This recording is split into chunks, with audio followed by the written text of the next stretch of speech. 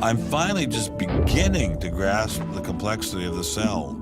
Are there systems within the cell that go well beyond Darwinian evolution? Some type of cellular technology that drives adaptation, replication, quality control, and repair?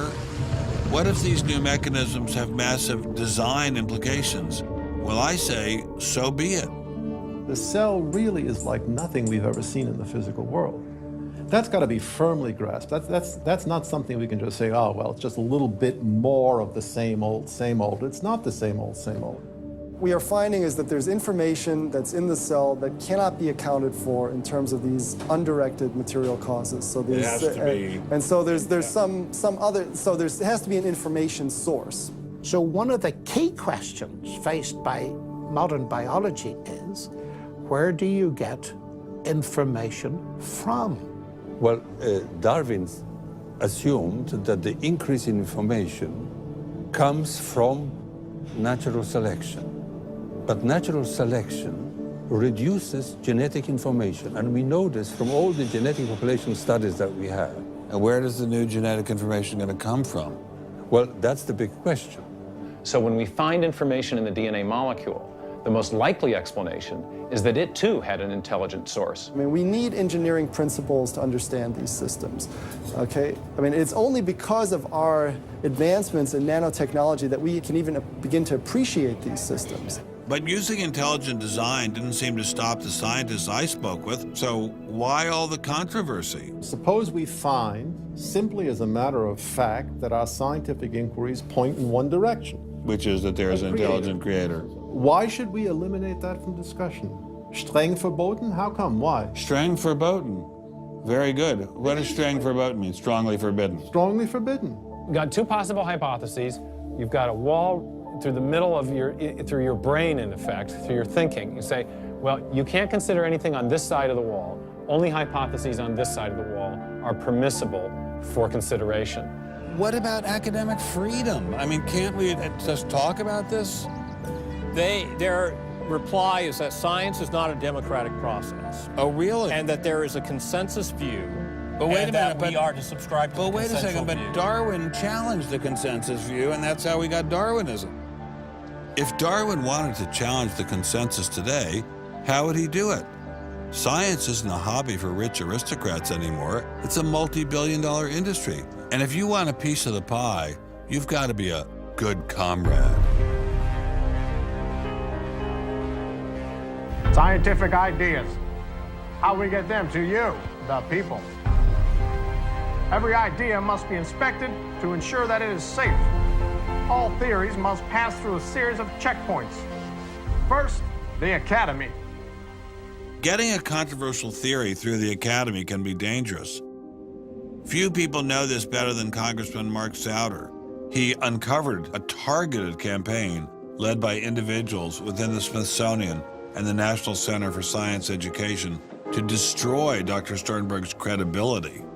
If you want peer reviews, if you want to be published, if you want to go to respected institutions, the core view does not tolerate dissent. There's kind of a, this is the way it is, and anybody who's a dissenter should be squashed. Are you gonna be on my side if I let you up? Sure, Chick, sure. I'm on your side. Just let me up. I'll do anything you say. Souder isn't the only one who has witnessed the Academy's tactics. Journalist Larry Witham has seen similar behavior during his 25 years of covering the evolution controversy. Once you're thick in science, you can't question the paradigm. But if you want to get grants, if you want to be elected to high positions, if you want to get awards as a promoter of public education of science, you can't question the paradigm.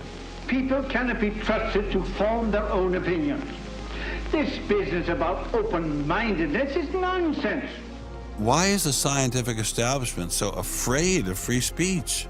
There is this fear that if one aspect of the theory is closely scrutinized, there's going to be an unraveling.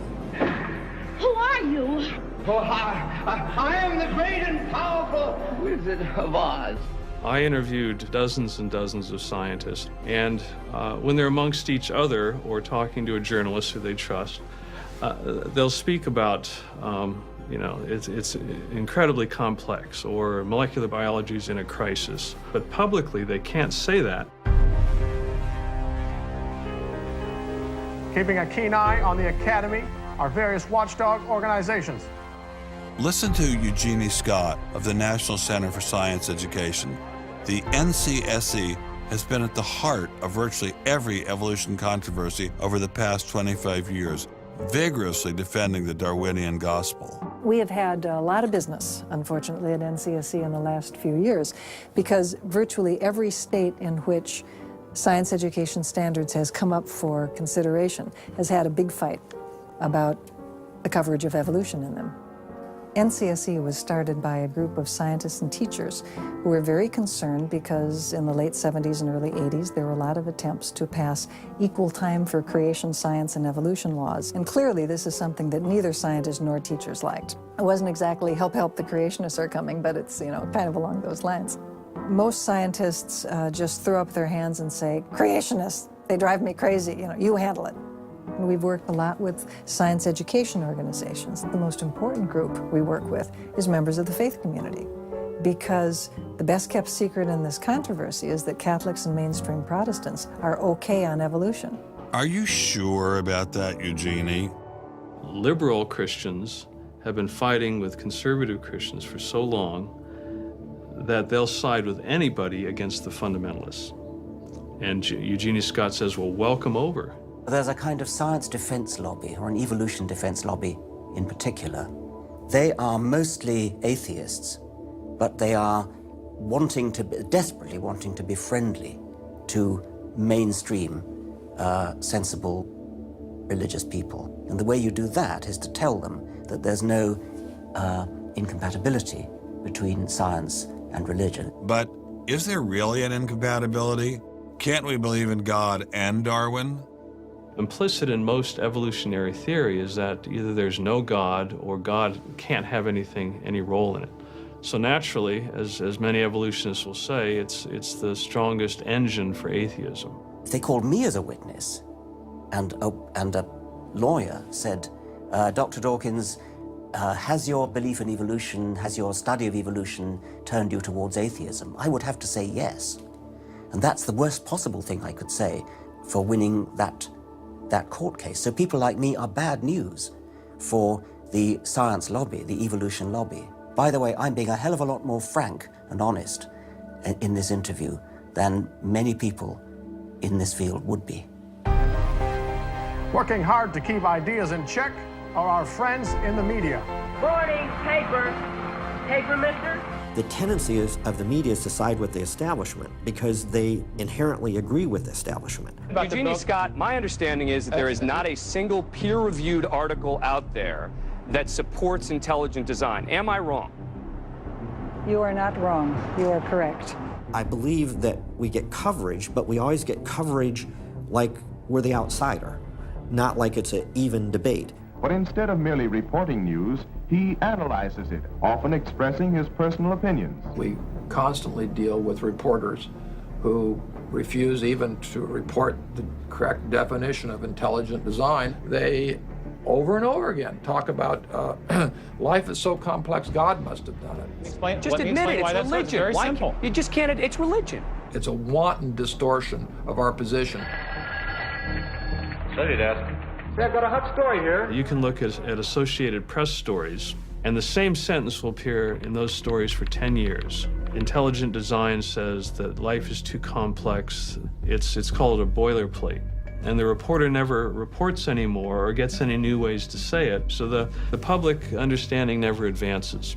But what happens if a reporter decides to take a more balanced approach to intelligent design? There might be remarkable pressure on that reporter not to side against the evolutionists. I thought I told you to kill that story. Few reporters have learned this better than author and journalist Pamela Winnick. When she refused to take sides in an article she wrote about intelligent design, the Darwinists found a new favorite target. Number one, I wasn't Christian, I was Jewish.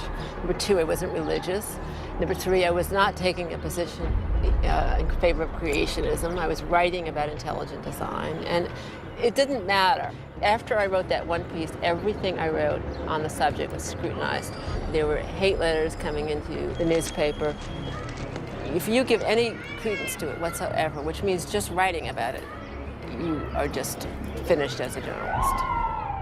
Other journalists we spoke with told similar stories, but didn't dare appear on camera. And now, the presses are ready to roll. When all other checkpoints fail, there is always the courts.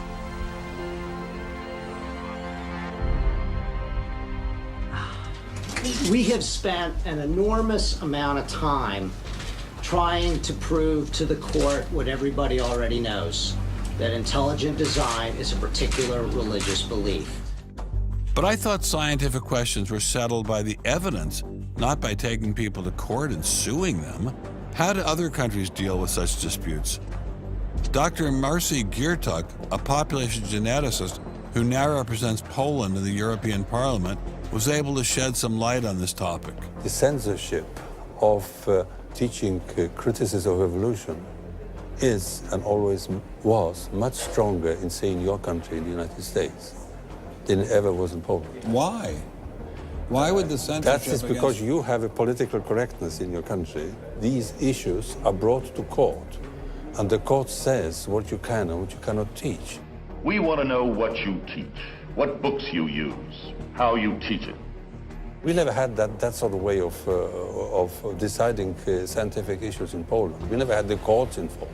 So you are saying that as far as the teaching of science is concerned, Poland is freer academically than the United States? I think in this particular issue of evolution, I think this is true. But how effective are the courts in deciding such matters? What about the general idea that intelligent design is doomed as a result of several recent legal setbacks? I think court cases don't decide anything. I mean, if you look at the Scopes trial, who won that trial? It wasn't the evolutionists. I mean, it was the Tennessee law was upheld, barring evolution. And yet, in the popular imagination, Scopes is the hero. Inherit the Wind, that movie, which is really bogus history based on the Scopes trial, has carried the day. These issues go much deeper than any decision by a judge. The evolution debate does seem to run much deeper than the courts, much deeper even than science. To generate this level of hostility, ID must threaten something at the very core of the Darwinian establishment. The entire globe is today the site of a momentous conflict. It is the challenge of ideas.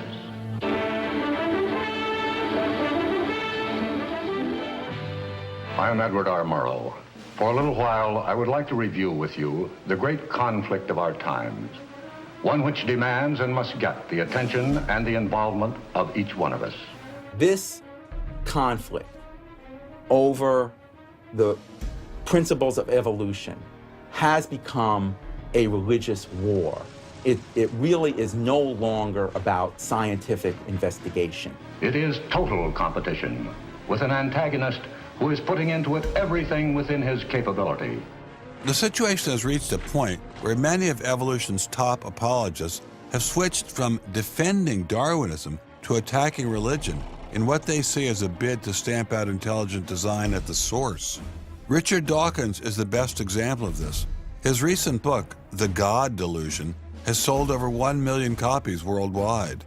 The God Delusion is my long-expected, long-worked-on full frontal attack on religion. To me, science is about trying to explain existence.